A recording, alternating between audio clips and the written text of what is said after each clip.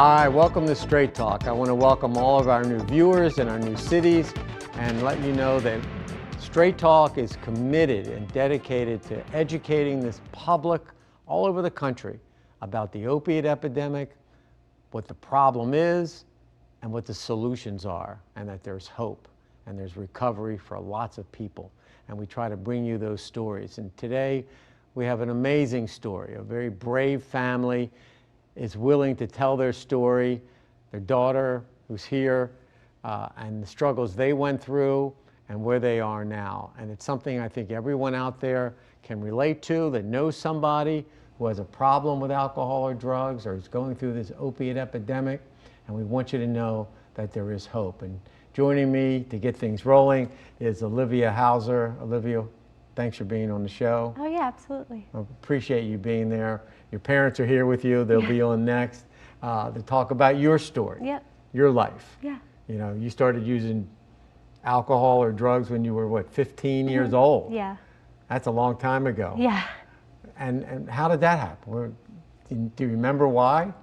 So in the beginning of my life, I had a lot of trauma with medical things. I was born at 24 weeks, so I was 1 pound, 6 ounces when I was born. So all through growing up, I spent a lot of time in the hospital and going back and forth to doctor's appointments, which in turn caused me to not really develop a sense of self. And I never really figured out who I was as a person. And I spent years and years trying to fit in and trying to find a place and trying to find my own place. And that just so happened to be doing what everybody else was doing, or what I thought everybody else was doing, which was drinking and having parties and meeting people and trying to be popular. So that's what I did. I started drinking. I picked up a drink. My first drink, I got alcohol poisoning. I ended up in the hospital with a 0.38 alcohol intoxication level. And I woke up the next day at home, and my first thought wasn't, oh my goodness, I shouldn't have done that. My first thought was, when can I do that again?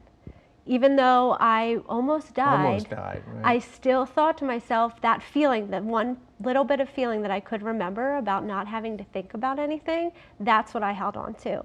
And that's what I continued to hold on to throughout my entire addiction, is the idea that I can put something in my body that makes me not have to think about anything and not have to feel anything. And I can not have to worry about myself. I just drink or I use a drug and everything goes away. So when we talk about, you hear people say self-medicated. Yeah. You were Yeah. you were there. That's what you were doing. It was making you feel the way you would like to feel, but you couldn't unless you did drugs. Yeah. Yeah. And did you kind of work your way up? Yes. So I started out drinking and smoking weed, and I continued doing that for years. I didn't really get involved into anything very hard, I guess you could say, until about college, when I started using Xanax or Ativan, the generic form of Xanax, and I would mix that with drinking. And mixing benzos and alcohol is extremely dangerous. Yes. So I did that for a really long time, and every now and then I would dabble in other things, I guess you could say. If somebody had cocaine at a party, or if somebody had acid somewhere, I would just kind of try everything, because for myself, I wanted to try everything, because one thing wasn't enough. I always needed more. I always needed that next thing, and my tolerance level increased as I continued to use, so I had to add more to make myself not feel anything. And then the last few months of my addiction, actually, my story is kind of different.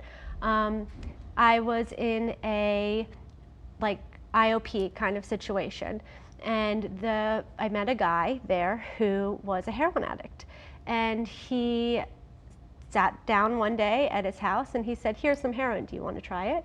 And my first thought was, sure, why not? What's going to be the problem? What's it going to do? And I tried it, and then I was hooked. Because heroin, as opposed to alcohol and benzos, for me, just totally knocked me out. my tolerance level was high, but because of all of my medical trauma, my ability to be able to process things is a lot faster.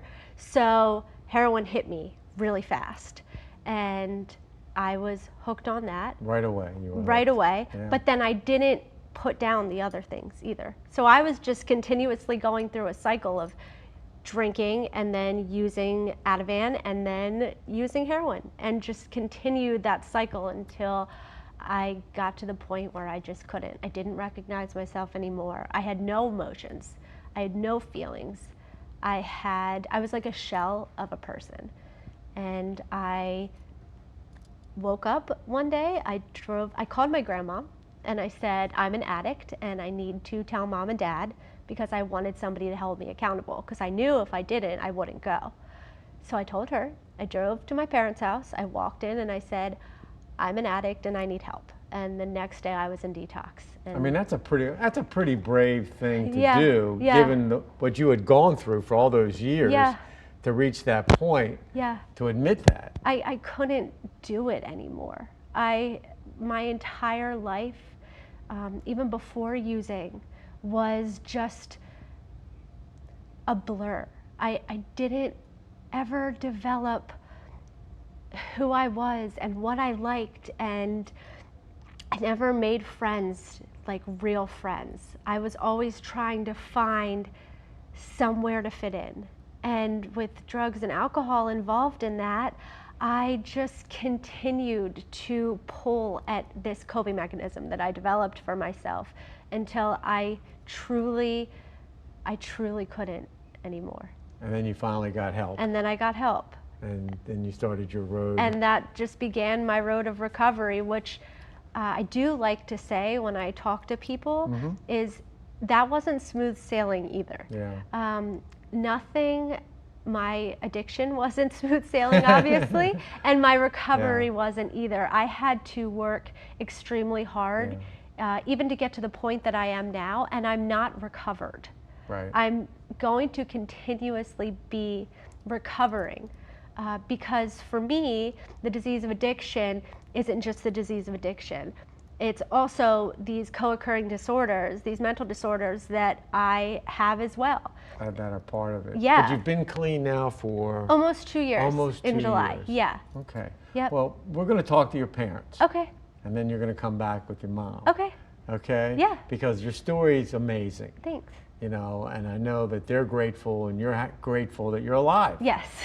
Especially when you got to that heroin, because given what's out there right now, a lot of people are dying. I know, So yeah. It's very brave of you to tell us your story. Thank you. I hope people hear it, appreciate it, and I think they will. Thanks. I think they will, and we'll come back and talk some more in Okay. a few minutes. Perfect. Great. When we come back to Straight Talk, we're going to talk to Olivia's parents, see what it's like to be parents who have a child who's addicted. So stay with us. We're coming right back to Straight Talk. Who helps a hero? Who tells the story of their scars? The freedom and safety of so many, of us all, is earned by the sacrifices of so few. Who helps a hero? We all do. The Gary Sinise Foundation works to support America's defenders and strengthen their families through entertainment, the construction of smart homes for our wounded heroes, and by inspiring and educating others to also support the veterans within their own communities. We enjoy the benefits of their sacrifice and service each day. Now it's time we serve them. Find out how you can help our heroes at GarySiniseFoundation.org. While we can never do enough to show our gratitude to our nation's defenders, we can always do a little more.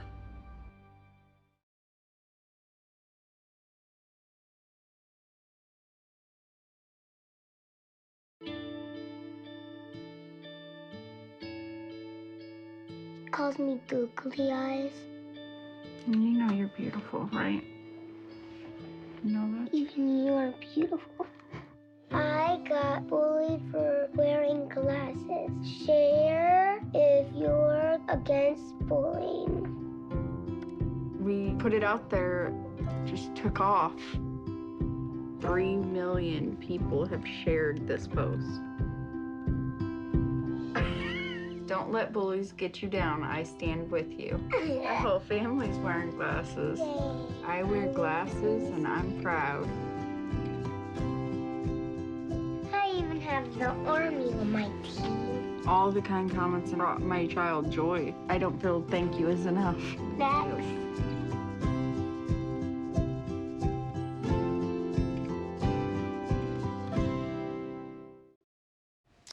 Hi, welcome back to Straight Talk. We've just talked with a young woman, Olivia, who's been through her addiction. Amazing stories of how her life was. But what did it do to her parents? And we've got very brave parents who are here. We've got Kim and Tony Houser. Thank you guys. This is so important for people to hear, you know, about your story from the view of a parent, what it was like once you found out, because I'm sure you didn't find out for a while. Right. So tell me a little bit of what was it like on your end to find out that your daughter was drinking and doing drugs and. Well, when that first time when she was hospitalized, we had trusted her and left the house. And when we came, we got a phone call that there was a party going on and they couldn't wake Olivia up. So that was the first time when she was 15 that we just were made aware that something bad was going on.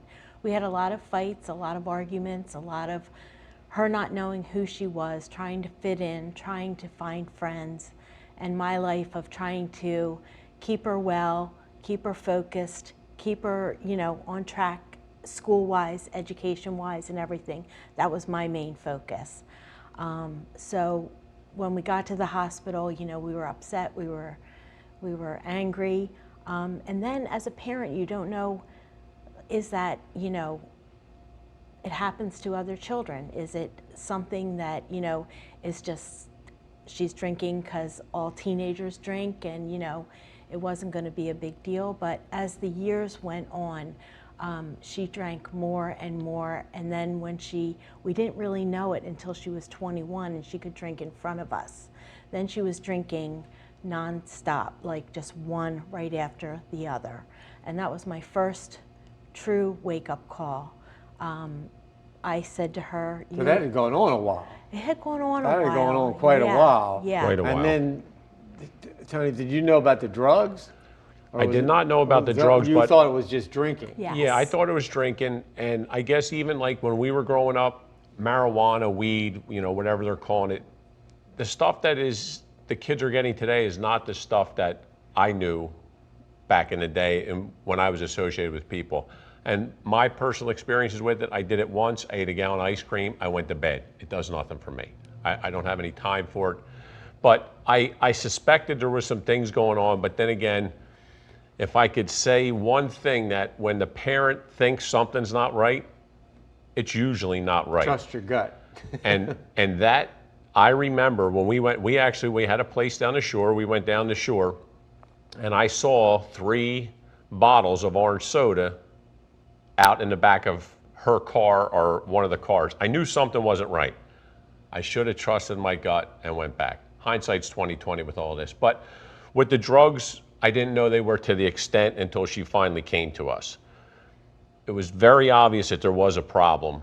I suspected it was a little more than just alcohol, but as the parent and just wanting to try to fix it with, if I could just help her do this, if I can just help her do this, with what we know now is enabling. Maybe if I just help her do this, or if we just get her to college, we'll get her to that next year, and we just kept putting things under the rug, and looking back, that's not the way to handle that. But I don't want to say I would do things different, but I absolutely would. So when you talk about enabling, I mean, you were loving her, and you loved her, and you wanted to help her. In any way we could.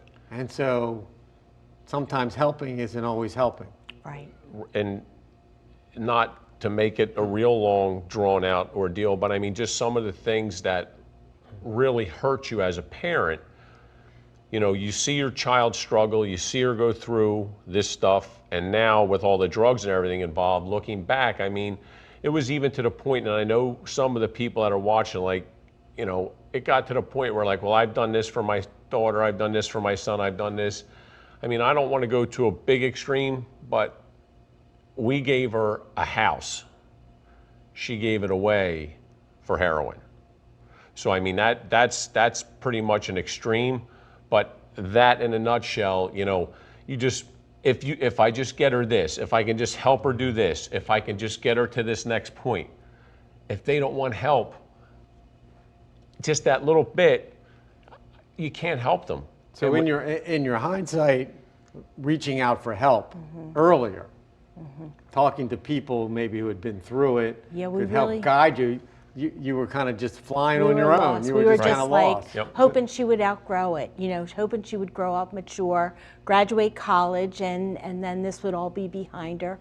But I do know that along this journey from 15 to 23, before we found out and she came to us, there was lots of other stuff going on. Mental health issues that we didn't really know anything about. There was just so much we didn't know. And we didn't even understand recovery that well, because when I first came to her with the alcohol addiction and she went to rehab after work, I just thought, well, she's going to go, she's going to do that, and she's going to just stop it. She'll be fixed. And she'll be fixed. It'll be fine. That's you know, what she'll be happens. fixed. So, but it's not. It's not that easy. So if you had it to, so when you look back, Yeah. you say, okay, or you say to other parents, Yeah. like you said, so trust your gut. Yes. Take action. Yes. Don't wait. Don't think you can fix it. And you know, Mike, you have to let the child stumble. I mean, you have to let them learn that things are not always just easy, because I know, especially nowadays, the parents jump in and do for the children. You know, just again, if I can just get her past this point or him past this point, it'll be fine. If I could look back and just say, you know what, no, you did it, you own it, you sit with it, it's all yours. I can't fix this one. Right. But that's so hard for a parent. So There's a hard. fine And line. we say to parents, we call it tough love, we call all these things. Yes. But when you see someone you love in trouble, you want to help them Right. and fix it. But in addiction, that's not always the best thing No. to do. No. And it's hard when your child is 16, 17, 18.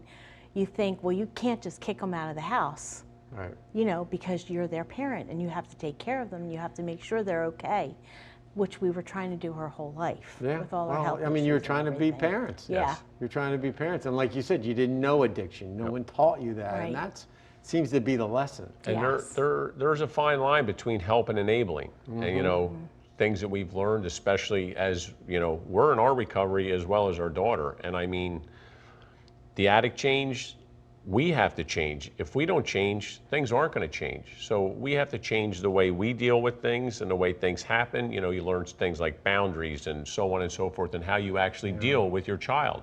It's almost like when you first get into this, first off, it's devastating. You don't know where to turn, you don't know what to do, but there is groups. Hope. There is, There's hope. there That's is what I groups. want to Groups talk out about. We'll there, take a yes. break and I want to talk about it. So hang in there. Great. We're going to get Olivia back up here and I want to talk about that helping part Yes. and where she is now, because she sounds terrific. Yeah. So that's Knock a on blessing. wood, That's yes. a blessing.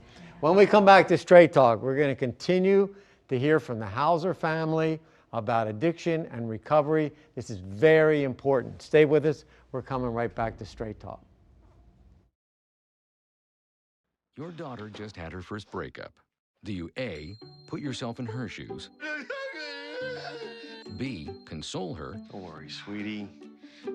This is gonna happen a lot. Or C, find her a new boyfriend? Nice single boys.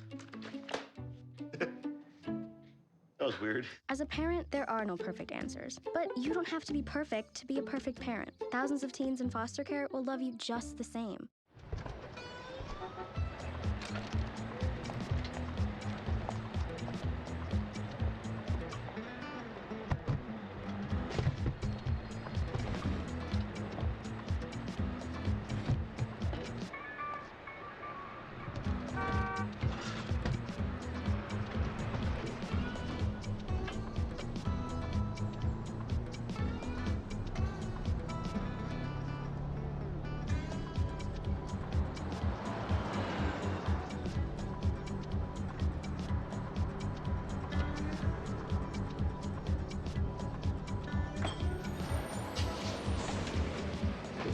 It's a short ride from your neighborhood to your naturehood. Find fun activities to do, like boating and biking, or camping and hiking, plus much more. To find a neighborhood park or green space near you, visit discovertheforest.org. Don't allow your weight to threaten your health or control your future. Excess weight or obesity can cause emotional and physical health risks. But you can take control. The Your Weight Matters campaign offers free resources and tips to help you measure and understand your weight. Take the Your Weight Matters Challenge. The free toolkit prepares you to speak with a healthcare provider about your weight. Your weight does matter. Take the challenge and take control today. Hi, welcome back to Straight Talk. We're having an amazing show with the Houser family, Olivia and Kim and Tony, a family that's been through addiction and now they're working through recovery, that there is hope. And Olivia has now joined us and we got the whole family here. It's wonderful to have all of you here. I know it's a miracle and a blessing. I know it. Olivia, what was it like sitting there listening to your parents talk about what they were going through when you were using drugs? Well, this isn't the first time I've heard them talk about it, but it always just gives me a better understanding, I think, of like how much I impacted my parents with my using, because sometimes I can forget about that because I focus on myself in my own recovery, that I don't think about how my actions impacted them. Right. And I like listening to what they have to say, but I'm also really proud of them because as I was going through my recovery, they went out and did their own recovery for themselves as parents, dealing with the trauma that was our tumultuous relationship that we had because of my addiction. And now what do you do for yourself now? I nanny. Oh, wait, are talking about both? Yeah, recovery? I mean, you're a nanny. Okay, you well, work, I nanny. You work, so you got a good job. I watched two families, two little girls that are toddlers and then a little boy that's a toddler too. So that's super fulfilling. And it's actually ironic because I never thought that I could actually take care of somebody else because I couldn't take care of myself. That's pretty amazing. For my recovery though, I go religiously to a counselor once a week, and I also see a psychiatrist for my mental health. I was up in Maryland for recovery for a while in the beginning, and I did NA. When I got back to Pennsylvania, which is where I live now, I discovered a group called Refuge Recovery, which is a Buddhist-based, similar to 12-step recovery program that focuses a big part on meditation. Right. Which for me at this point in my recovery, I will never stop working a program. Yeah. No matter what program it is, I need sober people. I need and people. It's support. Yes. And it's support. Support. And Mom and Dad, you were also going to groups. Yep, for yourself, because again, it's your process too. We're going to a parent meeting every Monday night.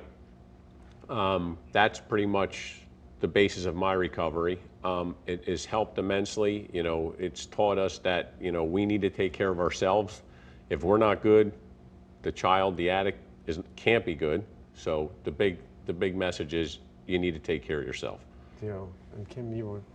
Yeah, it's right. Helpful to you? Yes. As soon as she went to Father Martin's, Ashley, we knew we had to get help in understanding addiction and how to make recovery possible for our whole family, because it's a family disease. It affected us all, and all her cousins, aunts, uncles, grandparents. It affects everybody in the family, and it affects everybody differently. So we right away found a parent group on Monday nights run by Karen. It's a newcomers group, but 3 years later we're still in the newcomers group. But we learned so much from everybody at all stages of addiction, and we just took that with us. I have a counselor, Tony got a counselor, and we just all, you know, strive to learn as much as we can about addiction ourselves, recovery, and hope that, you know, we just, it's never ending. It's just a constant. And it makes you healthy. It does. It makes you a healthier family, healthier people. There's nothing wrong with I tell people all the time about 12-step. It's good. It's a good way to live. Yeah. It's Both a good, for the- honest, loving way to live, Yes. regardless. Yep. Right. So it just sounds like you're on such a great path, even though Olivia's been clean a couple of years. Yes. You would think, oh, now we're out of the woods, everything's good. But that's not the way it works. No. And that is reiterated every week when we go to our parent meeting, because you hear people whose could be children, doesn't make any difference who it was, who had been in long-term recovery that relapsed. So it's, it's a everyday process. It's a work in progress for the rest of our lives. It's not going to just be poof, it's fixed tomorrow. And your message to everyone out there who's got a loved one is like you said, it's Never give up hope. Just keep working. Yep. One of the big things, Mike, that I tell, especially newer people when they come to me and ask me a question, is that one video, I forget what it was, that went viral with the girl that had gone and got anesthesia, had her wisdom teeth taken out, I believe, and she was talking about the Eagles winning or losing the Super Bowl, whatever happened. Everybody thought that was the funniest thing. She was laughing. The Eagles took her and her family to the Super Bowl, so on and so forth. But I say to them, when you tell your child, when I say child, addict or whoever it is, just stop that, don't do that. They have to realize that this is a disease, and that is the drugs talking. It's not the child that we raised until she was of a sound, sober mind. It is incredible to be able to sit down, have a conversation with her, talk to her, understand her, and really, really enjoy it. And over the past 2 years is when I can honestly say I've been able to have a wonderful conversation with my daughter.